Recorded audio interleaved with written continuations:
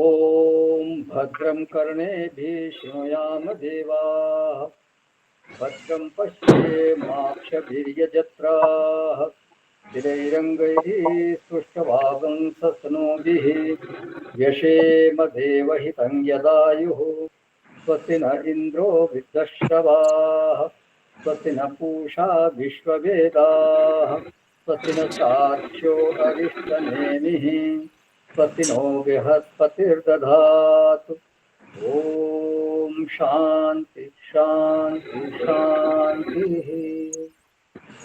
सदाशिवसमारम्भां शङ्कराचार्यमध्यमाम् अस्मदाचार्यपर्यन्तां वन्दे गुरुपरम्परां शङ्करं शङ्कराचार्यं केशवं बादरायणं सूत्रभाष्यकृतौ वन्दे भगवन्तो पुनः पुनः ॐ पार्थाय प्रतिबोधितां भगवता नारायणेन स्वयं व्यासेन ग्रथितां पुराणमुनिना मध्ये महाभारतम् अद्वैतामृतवर्षिणीं भगवतीम् अष्टादशाध्यायिनीम् अम्ब त्वामनुसन्दधामि भगवद्गीते भवद्वेषिणीम् नमोऽस्तु ते व्यासविशालबुद्धे पुल्लारविन्दायतपत्रनेत्र येन त्वया भारततैलपूर्णः प्रज्वालितो ज्ञानमयप्रदीपः प्रपन्नपारिजाताय स्तोत्रवैत्रैकपाणये ज्ञानमुद्राय कृष्णाय गीतामृतदुहे नमः। सर्वोपनिषदो गावो दोग्धा गोपालनन्दनः पार्थो वत्सः सुधीर्भोक्ता दुग्धं गीतामृतं महत् वसुदेवसुतं देवं कंसचाणूरमर्दनं देवकी परमानन्दं कृष्णं वन्दे जगद्गुरुं कृष्णं वन्दे जगद्गुरुं कृष्णं वन्दे जगद्गुरुं। हाँ, डॉक्टर सक्सेना साहब कीर्तन कीजिए।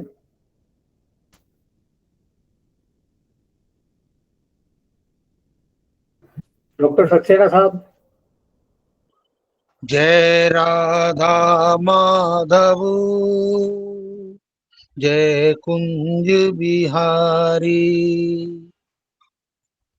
जय गोपी जन बल्लभ जय गोपी जन बल्लभ जय गिरिवरधारी ओ जय राधा माधव जय कुंज बिहारी। हरे कृष्णा कृष्णा कृष्णा हरे हरे हरे रामा राम राम हरे हरे। मुरली मनोहर करुणा सागर मुरली मनोहर करुणा सागर मुरली मनोहर करुणा सागर मुरली मनोहर करुणा सागर जय गोवर्धन धारी जय राधा माधव जय कुंज बिहारी। हरे कृष्णा कृष्णा कृष्णा हरे हरे हरे रामा राम राम हरे हरे हरि ओम तत्सत। धन्यवाद डॉक्टर साहब। तो अपन 16वें अध्याय का पहला श्लोक देख रहे थे। एक बार श्लोक वाचन कर देता हूं मैं। अभयम सत्व संशुद्धि ज्ञान योग व्यवस्थिति दानं दमश्च यज्ञश्च स्वाध्यायस्तप आर्जवम्। तो इस पहले श्लोक में भगवान ने 9 देवी संपत्तियों का वर्णन किया था। तो ऊपर की जो लाइन है, जो अर्धांश है श्लोक का, उसमें 3 देवी संपत्तियों का वर्णन उन्होंने किया है। अभयम, सत्व संशुद्धि और तीसरा ज्ञान योग व्यवस्थिति। तो मुमुक्षु के लिए, जिज्ञासु के लिए मुख्य रूप से देवी संपत्तियां ये 3 ही है। प्रभु की शरण में रहना, उनके आश्रय में रहना, तो उससे क्या होगा, अभय नाम की संपत्ति जीवन में आ जाएगी। फिर व्यवहार में धर्म का पूरी तरह से पालन हो। सत्व संशुद्धि माने जो अंतःकरण है वो एकदम शुद्ध हो और व्यवहार में उसकी शुद्धि रहे। तो व्यवहार में धर्म का पूरी तरह से पालन, और फिर भक्ति और धर्म के द्वारा जो सुरक्षित जीवन है, भक्ति और धर्म के द्वारा जो सुरक्षित ऊर्जा है, उस ऊर्जा का जीवन में मतलब उसका निवेश होना चाहिए। उस जीवन को श्रवण मनन निधि ध्यास में निवेश करना, उस ऊर्जा को में श्रवण मनन निधि ध्यास में प्रमाण व्यापार में निवेश करना। स्वात्म संवेद्यता आपादनम, ऐसा भगवान शंकराचार्य जी ने बोला। माने जैसा सुना है और जैसा गुना है, अब वैसा ही अपने को अनुभव में आना चाहिए। मतलब मेरे अनुभव में ये आता है कि नहीं आता है, ये हमारे को देखने का प्रयास करना चाहिए। तो वैसा ही हमारे को अपना स्वरूप मालूम पड़ना चाहिए, साक्षात अपरोक्ष मालूम पड़ना चाहिए, ये हमारे को देखना है। अपने स्वरूप के अनुभव में कोई तर्क देना नहीं पड़ता। मैं हूँ, इसमें क्या तर्क की बात है, उसमें कोई तर्क की कोई आवश्यकता ही नहीं। मैं हूँ बिल्कुल, ये तो इसमें कहीं कोई शक की गुंजाइश ही नहीं है, कहीं कोई संदेह की बात ही नहीं है। तो जैसा सुना, जैसा गुना, वैसा ही निराकार निर्विकार अपना स्वरूप है, ये हमारे को मालूम पड़ना चाहिए। अहम में कोई आकार हो नहीं सकता, अहम में कोई अवयव नहीं हो सकता, किसी प्रकार का कोई अंश है नहीं। वो चेतन मात्र है, निराकार है, निरंश है, निर्वयव है, निर्लिप्त है, निस्संग है, और केवल वही है, केवल दिक मात्र, बस उसी में सारी इदंता भास रही है। जितना भी दृश्यमान जगत है वो उसी अहम में ही भास रहा है। माने जो भी श्रुत है, मत है, वो अनुभूत हो जाए। जो हमने सुना है, जो हमारी मान्यता, वो हमारे में अनुभूति हो जानी चाहिए। स्वयं संवेद्यता आपादनम। तो ये 3 मुख्य देवी संपत्तियां हैं, ऐसा भाष्यकार ने बोला। एषा प्रधाना दैवी सात्विकी संपत्ति। अब देवी संपत्ति की जो दूसरा धरातल आगे भगवान बताते हैं। तो भगवान भाष्यकार वहां कहते हैं, यत्र च एषाम अधिकृतानाम या प्रकृति संभवती सात्विकी सा उच्यते। जहां जो अधिकारी है, उस अधिकारी के लिए जो सात्विक प्रकृति हो सकती है, जिसका जो अधिकारी है, माने जैसे इससे पहले वाले कक्षा में बताया था कि जैसे जो ब्रह्मचारी है वो हवन कर सकता है, यज्ञ कर सकता है, लेकिन जो सन्यासी है उसको हवन का अधिकार नहीं है, वो अग्निहोत्र नहीं कर सकता। तो जिसका जो अधिकारी है और उसके लिए जो सात्विकी प्रकृति हो सकती है, अब उसका वर्णन यहाँ किया जाता है। तो उसमें पहला नाम दिया भगवान ने दानम। दानम का अर्थ किया भगवान भाष्यकार ने यथाशक्ति संविभाग अन्नादि नाम। बोले अपनी शक्ति के अनुसार अन्न आदि वस्तुओं का विभाग करना, विभाग सहित उनको देना।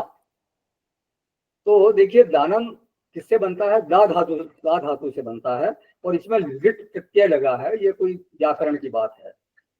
दानम का अर्थ है देने का स्वभाव होना, देने की प्रकृति। तो ये जो स्वभाव है वो मनुष्य को देवत्व की ओर ले जाता है। जो देवी संपत्ति है उस तरह से उसको आगे बढ़ाता है। उसमें दिव्यता स्थापित करता है, उसमें दिव्यता को निखारता है, उसको देव बनाता है।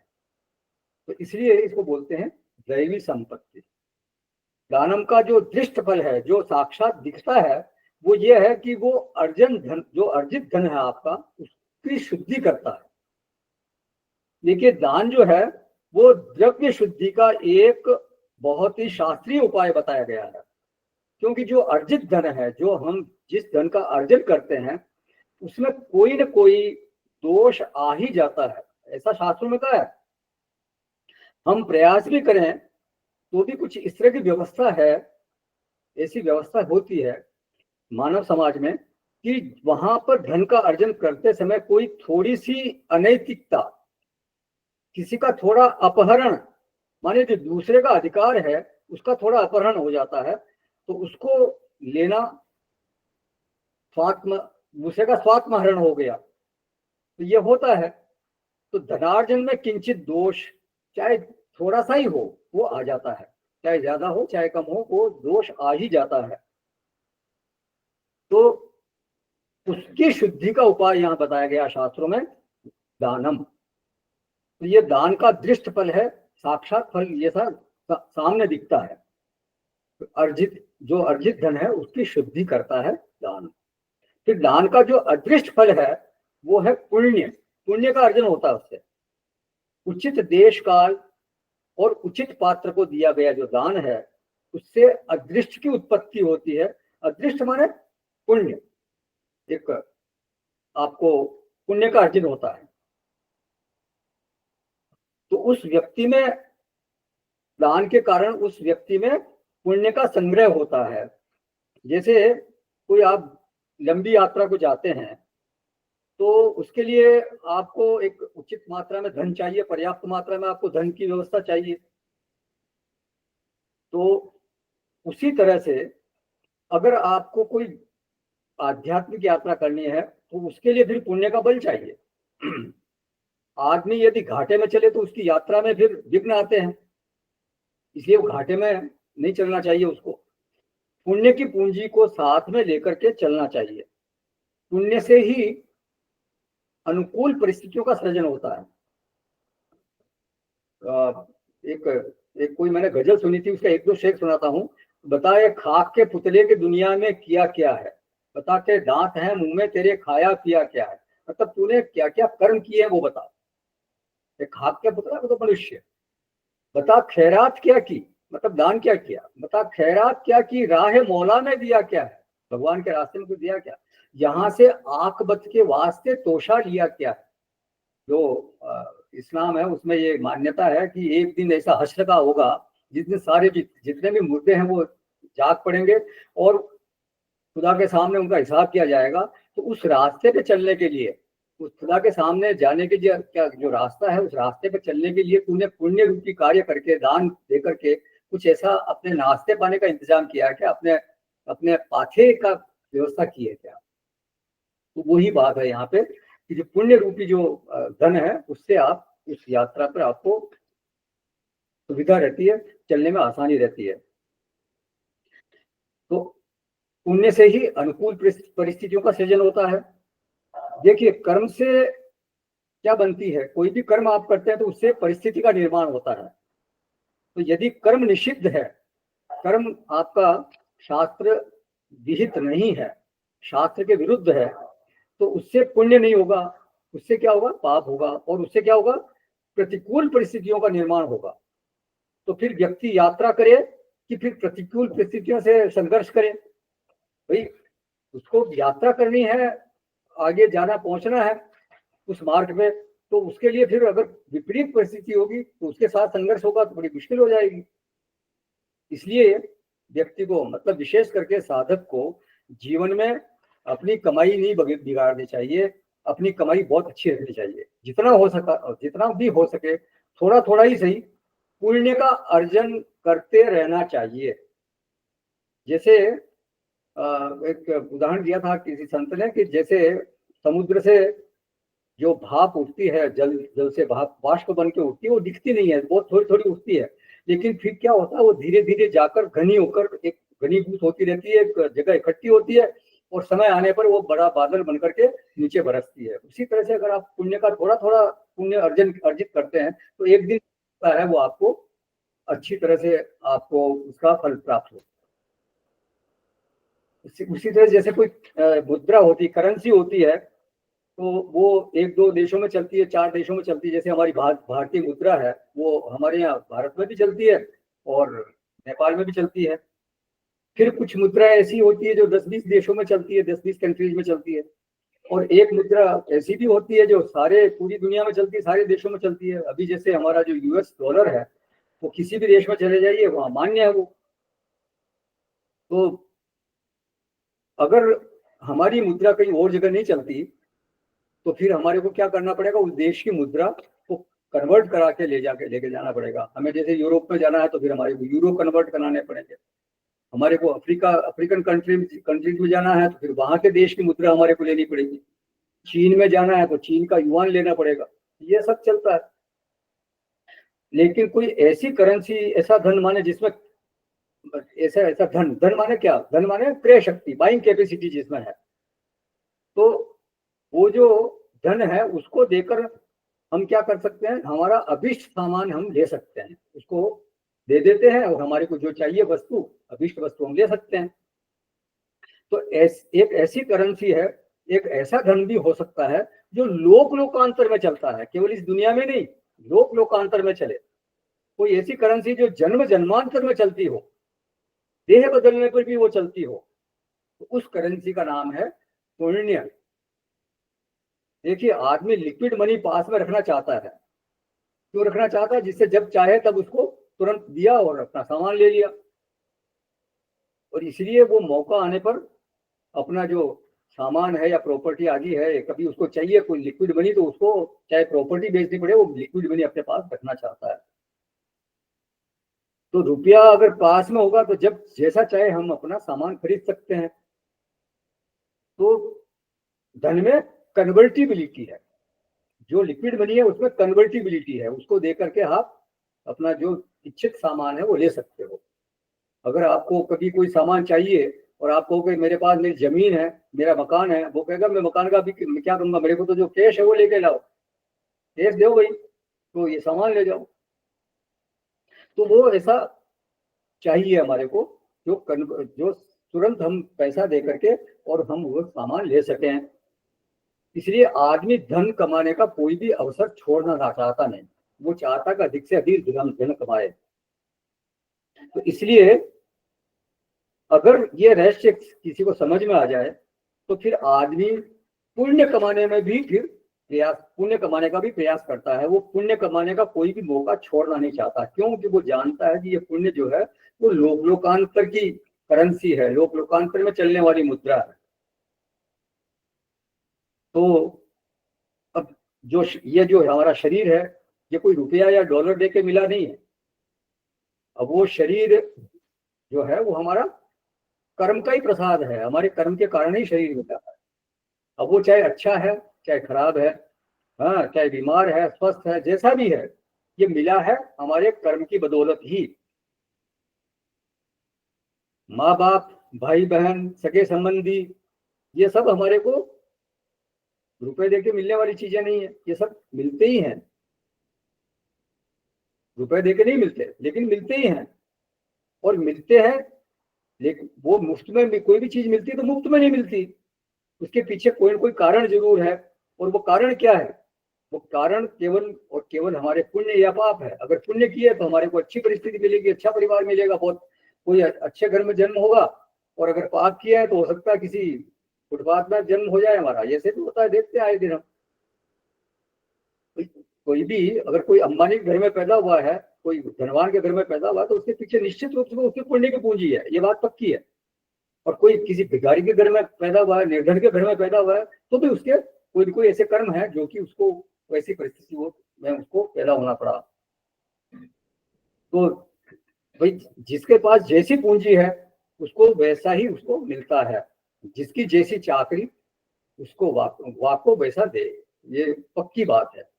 तो शरीर, परिवार, सगे संबंधी, स्वास्थ्य, जीवन में आने वाली परिस्थितियां, ये सब हमारे कर्मों का ही फल है। यदि परिस्थिति अनुकूल रहे तो जीवन यात्रा में बड़ी सुविधा रहती है। हमारे पास खाने पीने को सब कुछ है, रहने को क्या छत है, आने जाने के लिए साधन है, परिवार स्वस्थ है, सब कुछ ठीक है, तो फिर हमारे को इस रास्ते पे चलने के लिए बड़ी सुविधा रहती है। अध्यात्म के रास्ते में चलने के लिए बहुत सुविधा रहती है। नहीं तो फिर क्या है, भूखे भजन ना हो ही गोपाला। अगर व्यक्ति के पास बहुत बहुत समस्याएं हैं तो फिर वो ईश्वर में मन लगता नहीं है, भजन में मन लगेगा नहीं, ये बात पक्की समझ लीजिए आप। तो इस कार्यकरण संबंध को हमें हमें हमारे को पहचानना है कि पुण्य का जो फल है वो शुभ परिस्थिति और पाप का जो फल है वो अशुभ परिस्थिति का जनक है। तो ये कार्य कारण यदि हमें अच्छी तरह से समझ में आ जाए तो जैसे धनार्जन के लिए व्यक्ति लालायित रहता है, उसी तरह से आदमी पुण्यार्जन के लिए भी फिर लालायित रहेगा। और पुण्य का एक बहुत बड़ा स्रोत है दान। दान करने से आपको पुण्य की प्राप्ति होती है। तो दान का एक तो परिणाम है द्रव्य शुद्धि, और दूसरा जो अदृष्ट के रूप में उसका फल है वो है पुण्य।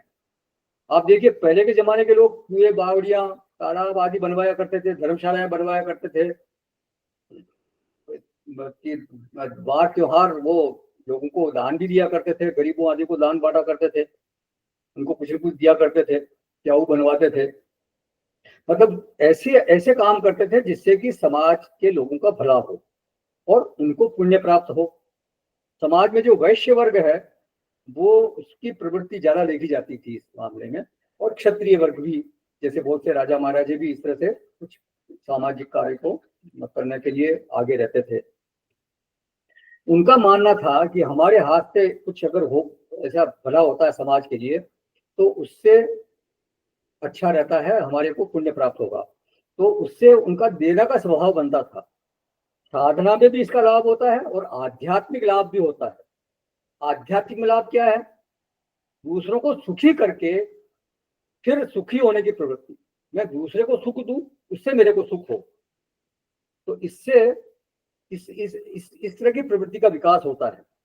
जब मैं सही तरीके से दान करता हूं तो क्या होता है कि उससे सामने वाले की मदद होती है, उससे वो सुखी होता है, उसका काम निकल गया, उसको भोजन मिल गया, उसकी दवाई मिल गई, उसको उसकी फीस भरी गई, या उसको कोई जो भी काम था वो काम निकल गया, उसकी जरूरत थी वो पूरी हो गई। तो इससे समाज पर क्या होता है, दूरगामी परिणाम होता है, इसका दूरगामी प्रभाव पड़ता है।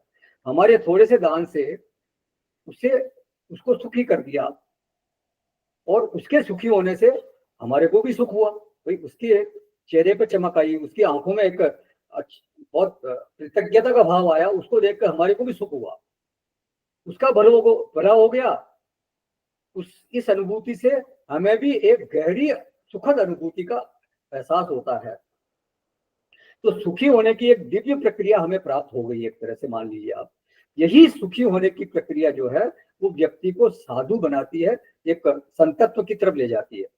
जब तक हमारा सुखी होने का तरीका इस तरह का नहीं हो, मतलब इस तरह से शास्त्र अनुकूल नहीं हो, या दूसरों को सुखी करके सुखी होने का तरीका नहीं हो, तब तक व्यक्ति सच में सुखी हो नहीं सकता।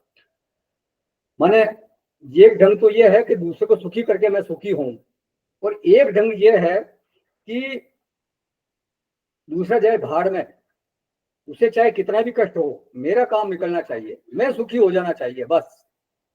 तो ये राक्षसी वृत्ति है, जैसे पहले भी चर्चा हुई थी इस बारे में।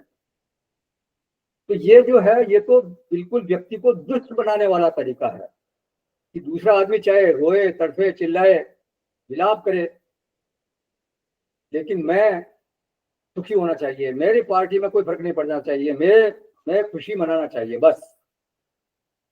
दूसरा चाहे विकलांग हो जाए, चाहे ड्रग एडिक्ट हो जाए, जैसे ये ड्रग्स के धंधे करने वाले क्या करते हैं, ये तो उनको अपने पैसे से मतलब है, चाहे दूसरा कुछ भी हो, उसको कितना भी नुकसान हो तो उसको फर्क पड़ता नहीं है, मैं धनी होना चाहिए बस।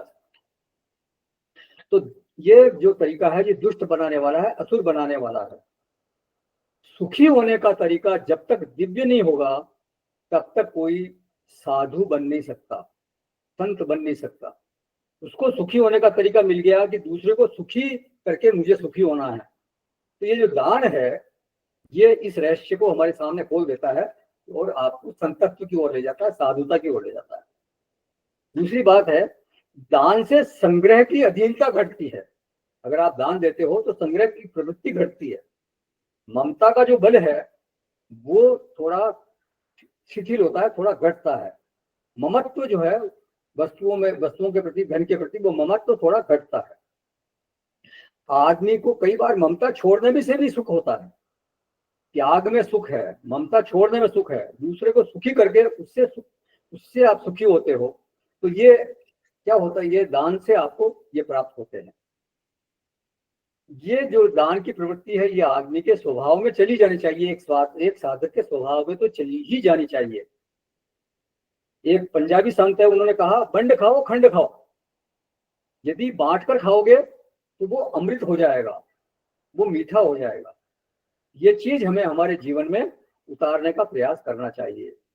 हमें भी संत बनने का प्रयास करना चाहिए। संत बने वेश से नहीं, स्वभाव से संत बनने का प्रयास करना चाहिए, साधु बनने का प्रयास करना चाहिए। तो भाष्यकार लिखते हैं यथाशक्ति।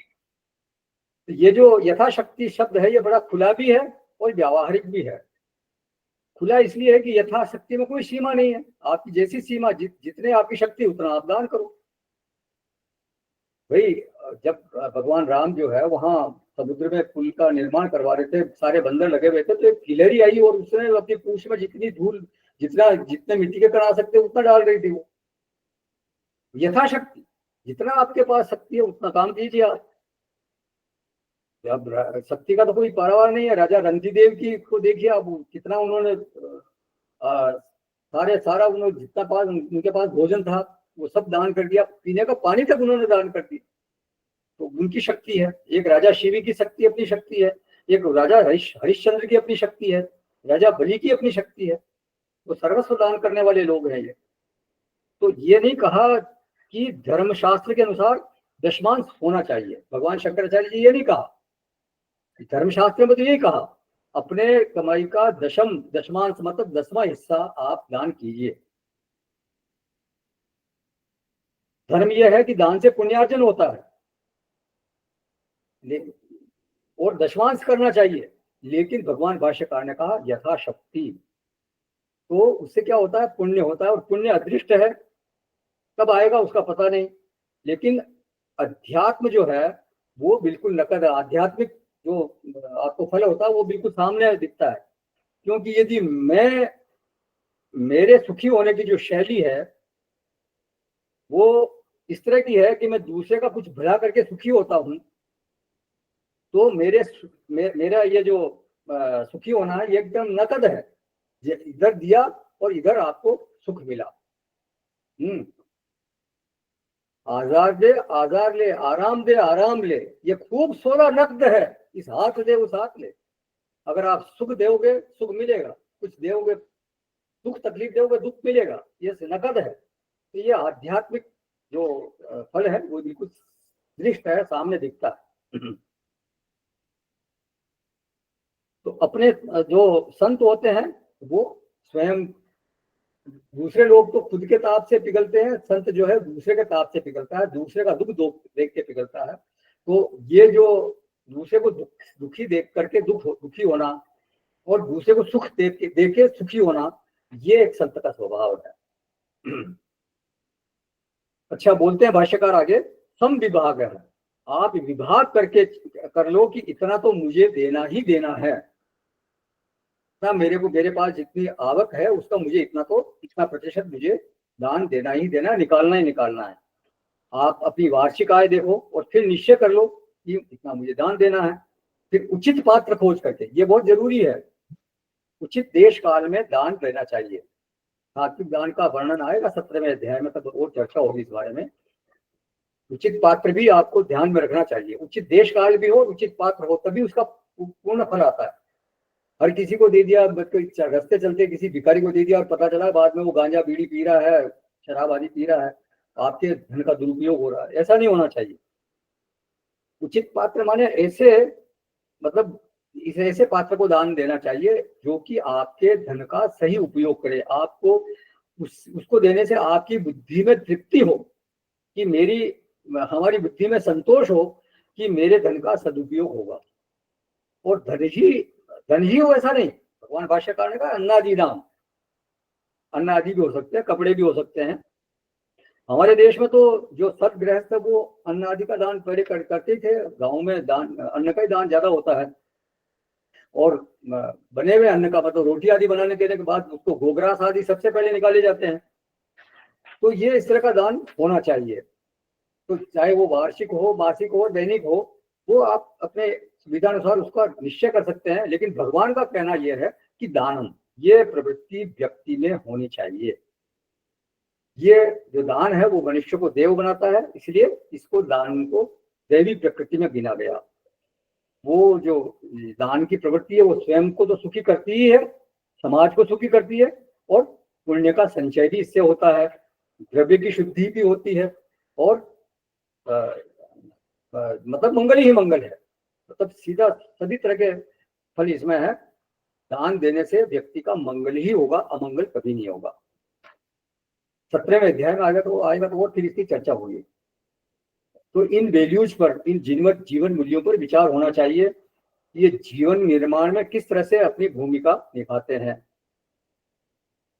दान से क्या होता है, दान जिसको मिलता है उसका भला तो होता ही होता है, दान देने वाला का भला भी होता है।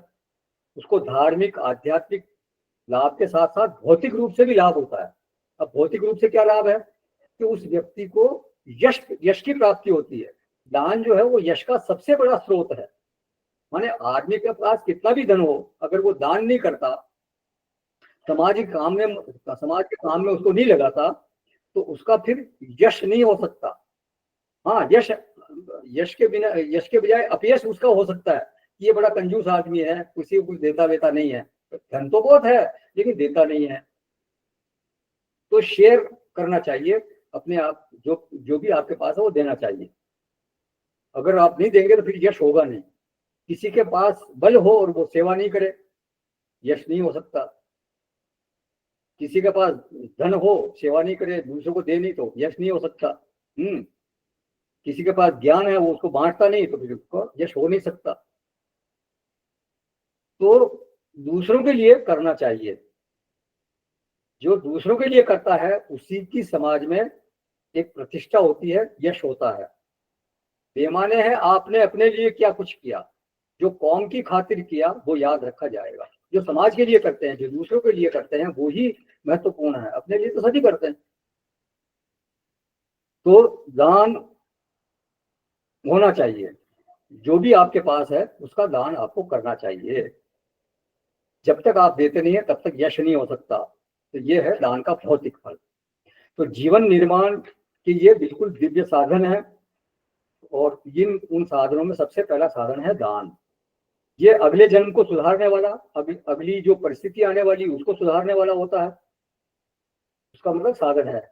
और लौट लौट के आपको मिलता है, कई कई गुना होके मिलता है। ऐसा शास्त्र में आया है, अगर आप दान करते हो तो वो कई गुना होकर आपको वापस आएगा। और अगर किसी को दुख तकलीफ देते हो तो वो भी लौट करके उसी तरह, उसी हिसाब से कई गुना होकर वापस आएगी। तो दान अगर करते हो तो कई गुना होकर आपको पुण्य के रूप में वापस अर्जित होकर वो मिलेगा। तो इसीलिए कई लोग जो है वो पीढ़ियों पीढ़ियों तक समृद्ध बने रहते हैं, कारण कि उनके कुल में दान दक्षिणा की परंपरा निरंतर चलती रहती है। साधारण लोग समझते हैं कि धन को पकड़ने से, धन को अपने पास संग्रह करने से उसकी समृद्धि होगी। लेकिन जो इस रहस्य को जानते हैं वो ये जानते हैं कि उनका विश्वास ये होता है कि देने से, बांटने से, दूसरों का भला करने से ही वापस धन की वृद्धि होगी। तो दान सबको करना चाहिए, और वो यथाशक्ति जो भी जीवन में मिला है उसका कुछ न कुछ आपको दान करना चाहिए। सबको मिलता ही है, ऐसा नहीं कि कोई ये कह सके मेरे को कुछ नहीं मिला, कुछ न कुछ तो मिलता ही है। तो उसमें से कुछ न कुछ जरूर हमारे को निकालना चाहिए।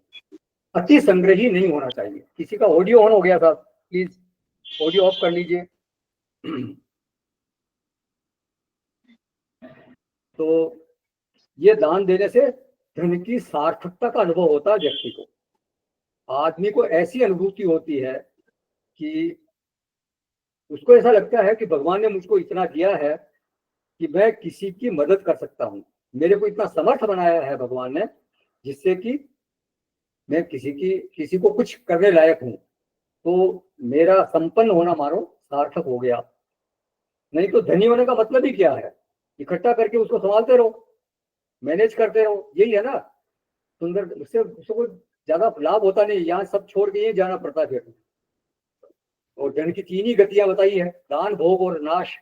सबसे उत्तम गति तो यही है कि आप उसको दान कर दीजिए, जो कि जितना भी भले कार्य में लगा सकते हैं उतना लगा दीजिए, नहीं तो फिर भोग लीजिए उसको। और अपने आपने दान भी नहीं किया, भोगा भी नहीं, तो फिर वो उसका नाश होना निश्चित है। सुंदरदास जी एक बहुत बड़े कवि हुए, पहले भी छंद सुनाए होंगे आपको।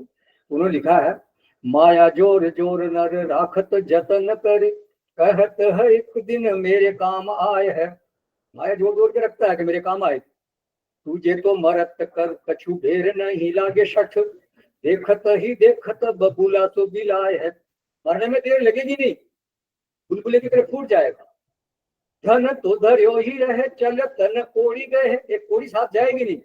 रीते हाथ न सोचे सो आयो ते सो जाए है। सुंदर कहत कर ले सुकृत, यह बढ़िया न आवे थे। भले काम कर ले, ये मनुष्य जन्म की बारी मिलेगी नहीं।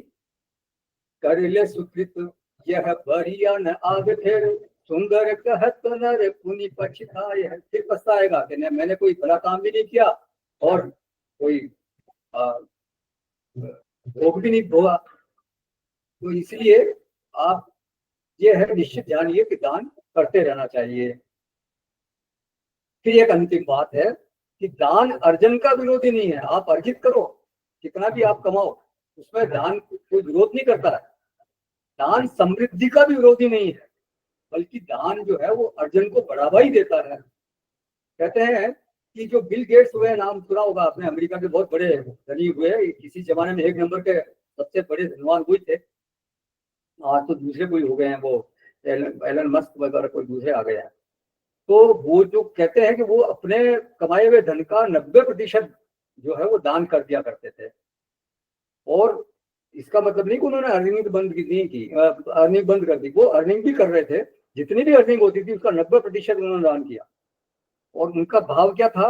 उनको लगता था कि मैंने जो भी कमाया है उसका सबसे अच्छा उपयोग यही है कि वो समाज के काम आ जाए, किसी भले काम में उसका उपयोग हो जाए। तो इसलिए वो आज भले व्यक्ति के रूप में दुनिया उनको पहचानती है। तो वो एक तरह से उन्होंने इस जन्म का तो सुधार कर ही लिया, यश तो उनको मिला ही मिला। आगे के लिए भी उन्होंने एक तरह से अपना जीवन सुधार लिया, ये सब पक्का मान लीजिए। पहले के जन्मों में उन्होंने पुण्य कमाया होगा, इसलिए वो आज उनको इतना धन प्राप्त हुआ। और आज जो इतना किया है उसका निश्चित रूप से आगे उनको मिलना ही मिलना है, अच्छा ही होगा उनका, कभी कभी कोई बुरा हो नहीं सकता। तो दानम ये एक बहुत बड़ी दैवी संपत्ति है। ये चीजें ऐसी है, इनका बहुत विस्तार हो सकता है, लेकिन स्वयं हमारे को विचार करना चाहिए कि किस तरह से हमारे को ये जीवन मूल्यों का हमारे जीवन में निर्माण करना है।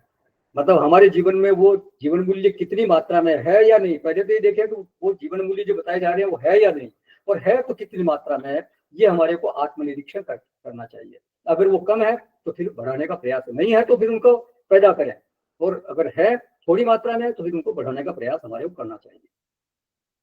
फिर अगला जो जीवन मूल्य है वो है दमः। जो अगली संपत्ति है, देवी संपत्ति, वो है दमः। ये शब्द पहले भी आ चुका है, 10वें अध्याय में आया था। बुद्धि ज्ञानम सम्मोह क्षमा सत्यम दमः शमः। तो दम माने इंद्रिय संयम, शम माने होता है मनोनिग्रह, और दम माने होता है इंद्रिय संयम। तो एक सुसंस्कृत जीवन जीने की प्रकृति या स्वभाव वो कहलाता है दम। कई बार मनोसंयम टूट जाता है हमारा, फिर भी हमारा अगर इंद्रिय संयम सही है तो उसके हमारे स्वभाव में अगर ये बात है तो फिर व्यक्ति अभद्र व्यवहार नहीं करता। मनोसंयम टूट गया, मन जो है वो एकदम विचलित हो गया, लेकिन इंद्रिय संयम अगर है, दम की संपत्ति अगर हमारे पास है, तो हमारे व्यवहार में एक भद्रता रहेगी, एक सुगंध रहेगी, एक अच्छा व्यवहार रहेगा। अभद्र व्यवहार किसी तरह से भी नहीं हो सकता। मतलब कभी किसी को ऊंचा बोलना, अपशब्द कहना, ये हमारे द्वारा नहीं हो पाएगा। चाहे कितना ही गुस्सा आ जाए भीतर में हमारे को, लेकिन मुंह से कोई अपशब्द नहीं निकल सकता, कोई गाली निकल नहीं सकती। इसको बोलते हैं मनय संयम टूटने पर भी इंद्रिय संयम से हमारी सुरक्षा होती है, मतलब दम, यही संपत्ति जो है वो दम कहलाती है। तो इंद्रिय संयम हमारे बचाव में कब काम आता है? जब दीर्घ काल तक वो हमारे जीवन का अंग बने, हमने दीर्घ काल तक उसका अभ्यास किया हो हमारे जीवन में। ये मानो कि हमारे जीवन की एक फेंसिंग है, जैसे बाहर की चार दीवारी है, जैसे गार्डन होता है ना, बाहर बगीचा होता है कहीं, तो उसके चार दीवारी लगाते हैं। नहीं तो क्या होता है कि ये जो आवारा पशु है वो उसे अंदर घुस जाते हैं और सारे जो पेड़ पौधे लगाए आपने, फूल पत्तियां वगैरह, सबको खा जाते हैं, नष्ट कर देते हैं उसको। तो यदि दम न हो, दम की संपत्ति हमारे में न हो, तो आप बगीचा लगाओ भीतर में, है ना, अपने अच्छे गुण विकसित करो, और पता चला कि वो बाहर के शत्रु जो है वो उन्होंने आक्रमण कर दिया। बाहर के शत्रु माने काम, क्रोध, लोभ, मद, मोह आदि इस तरह के शत्रु आके और आपकी भीतर की संपत्ति को नष्ट कर दिया। मतलब आपको गुस्सा आ गया और कुछ भी अभद्र व्यवहार कर दिया। कीर्ति जी, आपका ऑडियो ऑन हो गया। कीर्ति जी प्लीज उसको बंद कीजिए। जी, स्वामी जी ने एक बार किस्सा सुनाया था, स्वामी जी ने किस्सा सुनाया था कि कोई एक आश्रम में दो साधु पहुंचे, दो ब्रह्मचारी पहुंचे ज्ञान प्राप्ति के लिए, मतलब प्रमाण व्यापार के लिए, वहां पे वेदांत की पढ़ाई आदि के लिए। तो वो दोनों एक दूसरे को, पता नहीं उनके पूर्व के ऐसे कोई संस्कार रहे होंगे, तो एक दूसरे को बिल्कुल पसंद नहीं करते थे और एक दूसरे को कमी निकालते थे और एक दूसरे को मतलब कुछ न कुछ ऐसी कुछ बातें कर लेते थे जिससे वो एक दूसरे में कुछ न कुछ विवाद हमेशा चलता रहता था। तो एक दिन ऐसा हुआ कि दोनों किसी बात को लेकर चिमटा लेकर भिड़ गए आपस में, तो एक दूसरे का सिर फोड़ दिया उन्होंने। आए थे क्या करने? भाई ज्ञान प्राप्त करने आए थे और साधु बनने आए थे, लेकिन मतलब साधना करने आए थे, साधन भजन करने आए थे, लेकिन हुआ क्या, वाणी पर कोई नियंत्रण नहीं, व्यवहार में किसी प्रकार का कोई संयम नहीं, कुश्ती लड़ रहे हैं वहां पे और एक दूसरे को धकिया रहे हैं, एक दूसरे को सिर फोड़ दिया, हाँ, मारपीट कर दी। कारण क्या था उसका? एक ही कारण, दम का अभ्यास नहीं किया जीवन में उन्होंने, सभ्य जीवन जीना सीखा नहीं, न वाणी पर नियंत्रण, न व्यवहार में नियंत्रण, दूसरा भी परेशान, खुद भी दुखी। पता चला लक्ष्य तो रह गया एक तरफ और हम कहीं कहीं चले गए। आए थे हरि भजन को, होटल लगे के पास, दूसरे रास्ते पे चल पड़े। तो दम की चार दीवारी चाहिए। देवत्व सुरक्षित होता है इस चार दीवारी में, जो हमारे देवत्व का गुण है वो इस चार दीवारी में सुरक्षित रहता है।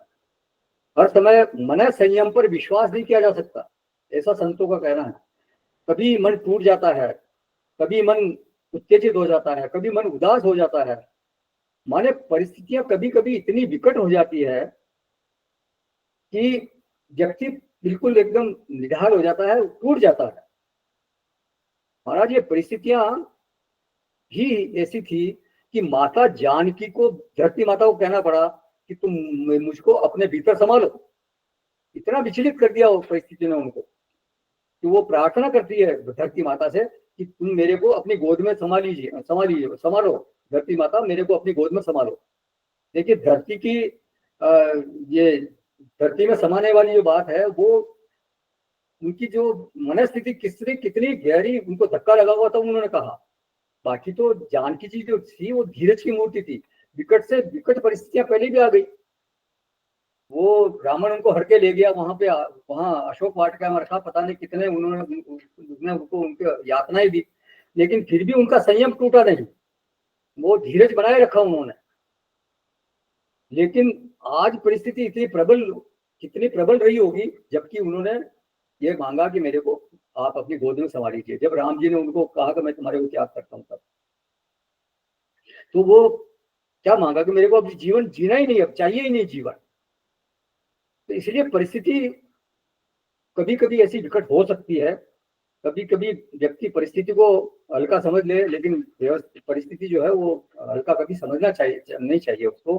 कभी कभी बहुत ही विकराल परिस्थिति उनके सामने आती है, बहुत प्रबल रूप से। वो आपको ऐसा भी हो सकता है कि व्यक्ति एकदम टूट जाए और इतना टूट जाए कि वो आत्महत्या तक करने के लिए वो मजबूर हो जाए।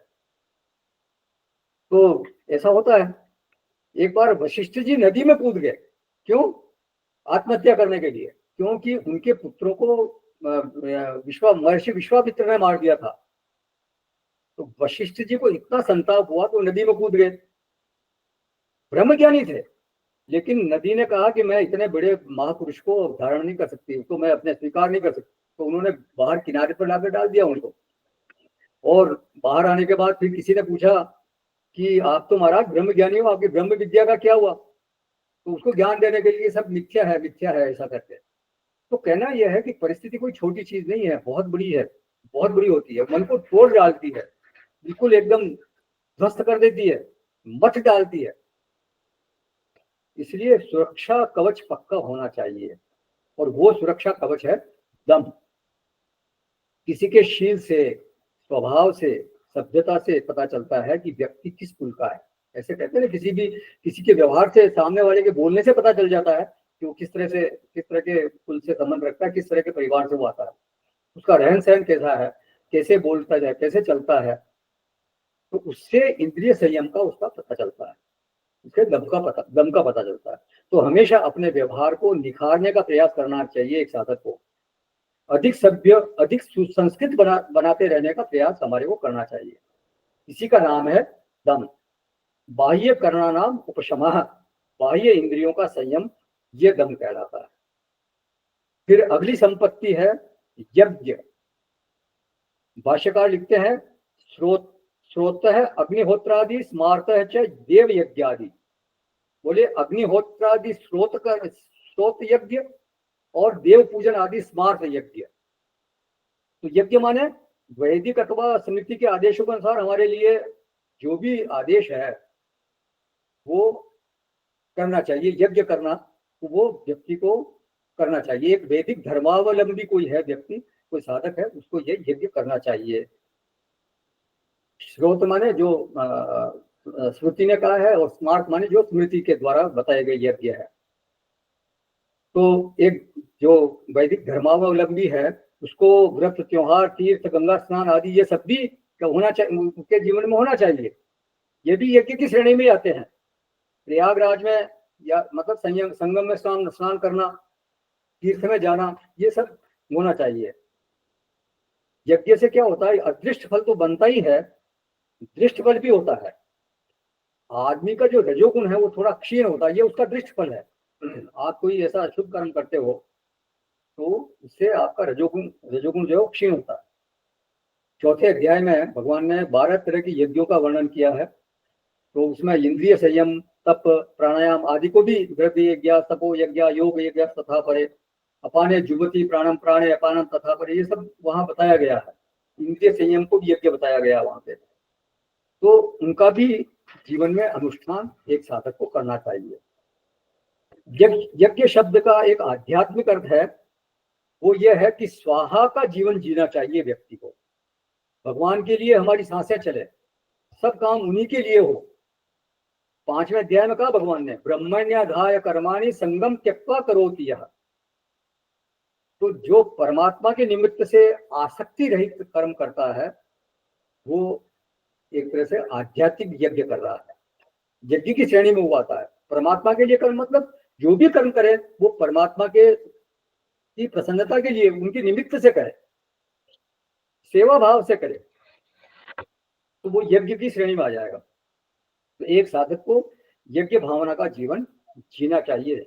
गुरुदेव बोलते थे, लाइफ ऑफ यज्ञ स्पिरिट, मतलब जो जीवन है वो यज्ञ स्पिरिट से जीना चाहिए व्यक्ति को। तो ये हो गया यज्ञ। फिर अगली जो संपत्ति है, देवी संपत्ति, वो है स्वाध्याय। भगवान भाष्यकार ने लिखा, ऋग्वेदादि अध्ययनम अदृष्टार्थम।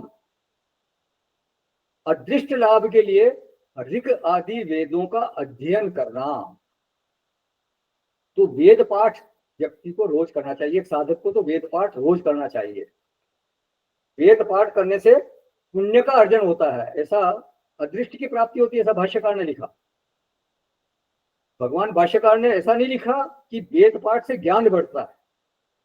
भाष्यकार की दृष्टि में स्वाध्याय जो है वो ज्ञान बढ़ाने के लिए नहीं है, बल्कि नियम से जो भी वेद आपने सीखा है उसका थोड़ी देर पाठ करना, इससे क्या होता है, पुण्य का अर्जन होता है, पुण्य की प्राप्ति होती है। लेकिन पाठ में प्रमाद नहीं होना चाहिए, नियम से पाठ होना चाहिए, उसको निरर्थक नहीं समझना चाहिए। यहाँ ऋग्वेद आदि लिखा तो इसमें आप गीता जी को भी शामिल कर सकते हैं, रामायण आदि को शामिल कर सकते हैं, भागवत जी को शामिल करते हैं, मतलब कोई भी ऐसा सदग्रंथ हो उसको आप इसके साथ में जोड़ सकते हैं।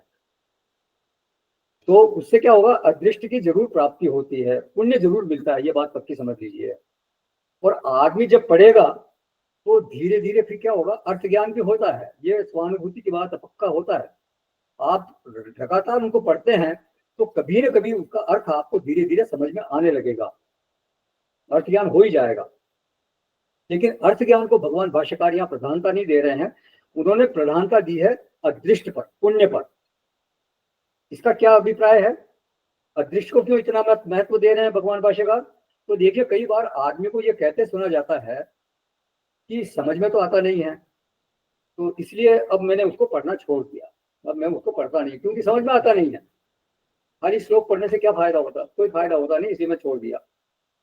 ऐसे बिना समझे पढ़ने से कोई फायदा नहीं है। तो लेकिन यहाँ क्या कहा जा रहा है कि आपको समझ में आए चाहे न आए, आप नियम से पाठ कीजिए।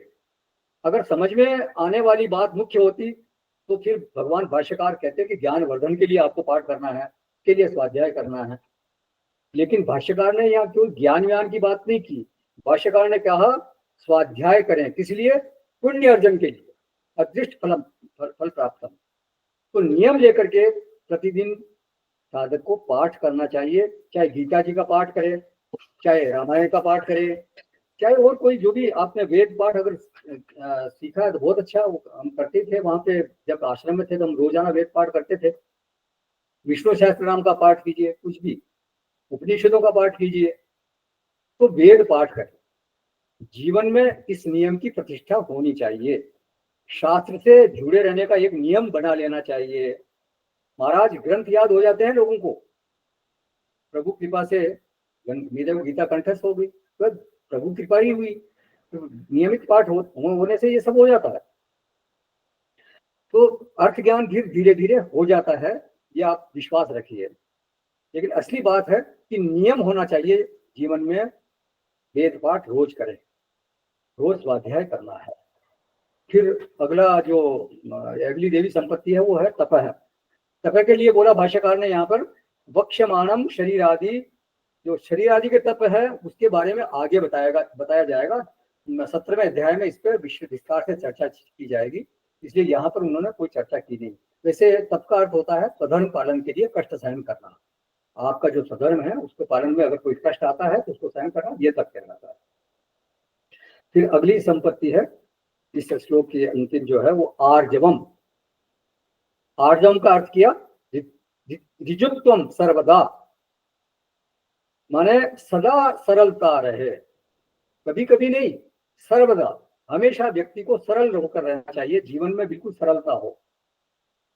ये भी आर्जवम शब्द आ चुका 13वें अध्याय में, वहां आया था अमानित्वम अदम्भित्वम अहिंसा क्षांति आर्जवम। 20 जीवन मूल्य बताए थे भगवान ने वहां 13वें अध्याय में, तो उनमें एक आर्जवम भी एक जीवन मूल्य था, उस पर उस समय भी बहुत चर्चा हुई थी। तो आर्जवम माने सरलता, व्यवहार में बिल्कुल छल नहीं हो, कपट नहीं हो, झूठ नहीं हो, धोखा फरेब ये सब नहीं हो, घुमा फिरा कर बात करना, कहेगा कुछ करेगा कुछ, ऐसा नहीं होना चाहिए। खुदा महफूज रखे, बड़ा जालिम जमाना है, दिलों में बुग्ज रखते हैं, बजाहिर दोस्ताना है। बुग्ज कहते हैं धोखा फरेब, अंदर तो कपट है और बाहर कहते हैं मैं आपका दोस्त हूँ, आपका मित्र हूँ, ऐसा नहीं होना चाहिए। तो शास्त्र इसके लिए बिल्कुल मना करते हैं कि कोई धोखा नहीं होना चाहिए, इसी प्रकार का कपट नहीं होना चाहिए। भगवान ने भी कहा मोहि कपट छल छिद्र न भावा, निर्मल जन सो मोहि भावा, निर्मल मन जन सो मोहि भावा, मोहि कपट छल छिद्र न भावा। तो भगवान भी इस छल को बिल्कुल पसंद नहीं करते हैं। तो छल रहित व्यवहार होना चाहिए एक साधक का, इससे बहुत लाभ होता है। जैसे आजकल लोग क्या कहते हैं तो भाई सीधे व्यक्ति का जमाना नहीं है आजकल, अगर कुटिलता नहीं हो मन में तो काम आपका बनता नहीं। लेकिन आप देखिए जो टेढ़ा आदमी होता है, जो छल कपट वाला व्यक्ति होता है, वो उसकी समाज में कोई बहुत विश्वसनीयता होती नहीं है, वो बहुत ऊंचाई तक पहुंच नहीं पाता, बहुत सफल वो नहीं हो सकता। जो विश्वास की सृष्टि होती है वो सत्य से ही होती है। अगर आपके व्यवहार में सत्य है तभी आप लोगों के बीच में विश्वसनीय बन सकते हो, अदरवाइज आपकी विश्वास वहां आपका जमेगा नहीं। चतुराई से, छल कपट से विश्वास का निर्माण नहीं हो सकता। अब जैसे आमतौर पर सन्यासियों का या संतों का समाज में बहुत आदर होता है, देखते हैं कोई संत देखते हैं तो हम उनको प्रणाम करते हैं, उनका आदर करते हैं। लेकिन आजकल जो है संत वेश में कई बहुत बहुरूपीय भी आ जाते हैं। बहुत से ऐसे इस्लाम धर्म को मानने वाले, मतलब मुस्लिम लोग भी संत का वेश धारण करके लोग समाज में पहुंच रहे हैं, ऐसे देखते हैं, वीडियो आते रहते हैं यूट्यूब पे। तो उससे क्या है कि संतों के प्रति जो है विश्वास में फिर धीरे धीरे कमी आती है समाज में। ये सही है कि सभी जो संत है वो गलत नहीं है, लेकिन कौन सही है कौन गलत है ये पहचानना आजकल बहुत मुश्किल हो गया है। इसीलिए कई मैंने यूट्यूब पे देखा एक वीडियो कि दो संत आए, वो बाहर, तो उनको अंदर बुलाया, उन्होंने मना कर रहे थे लेकिन उनको कहा नहीं अंदर आओ और बोलो भाई कोई हनुमान चालीसा सुनाओ या कोई श्लोक सुनाओ या कोई ऐसा कोई हमारे शास्त्रों की कोई चीज ऐसी सुनाओ। तो उन्होंने हनुमान चालीसा सुनाई और फिर उनको कहा भाई आप नहीं सही बोल रहे हो, आप सही माने में संत होते हम मान रहे। तो ये इस तरह का होता। गोस्वामी जी लिखा, उग्रही अंत न हो ही निबाहु, काल नेम जिम राम न राहु। बोले बात तो अंत तो गत्वा खुल ही जाती है। काल नेमी साधु बना था, हनुमान जी को पता चली गया बाद में। हाँ, रावण साधु बना था, उसका भेद खुल गया। राहु देव बना था, पता चल गया भगवान को, चक्र से सिर काटा उसका।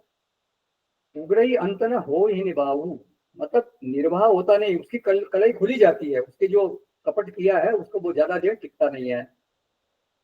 तो वास्तव में छल कपट होना नहीं चाहिए। क्यों छल कपट करना, सीधा सीधा जीवन जीना चाहिए व्यक्ति को। छल कपट से वास्तव में कुछ मिलता नहीं है, और मिलता भी अगर है तो वो वास्तव में घाटे का ही सौदा रहता है। वो उससे ज्यादा पुण्य मिलता नहीं और पाप गले पड़ जाता है। और सबसे बड़ी बात, परमात्मा छूटता है उससे, परमात्मा की प्राप्ति होती नहीं। अगर कुछ मिल भी जाता है तो वो फिर भी घाटे का ही सौदा है, क्योंकि परमात्मा तो आपको मिल नहीं सकता उससे। तो आर्जवम, सरलता होनी चाहिए जीवन में, ये बहुत बड़ा गुण है। तो ये इस श्लोक में 2 गुण हो गए। फिर अगला जो श्लोक है उसमें 11 गुण है, उसकी चर्चा हम अगले सत्र में करेंगे। किसी का कोई प्रश्न है या कुछ इसमें ऐड करना है तो कीजिए, नहीं तो इसको समापन करना। किसी को कुछ भी पूछना तो पूछिए। चलिए साहब समापन करेंगे, कहीं जाइएगा नहीं। ओम पूर्णमद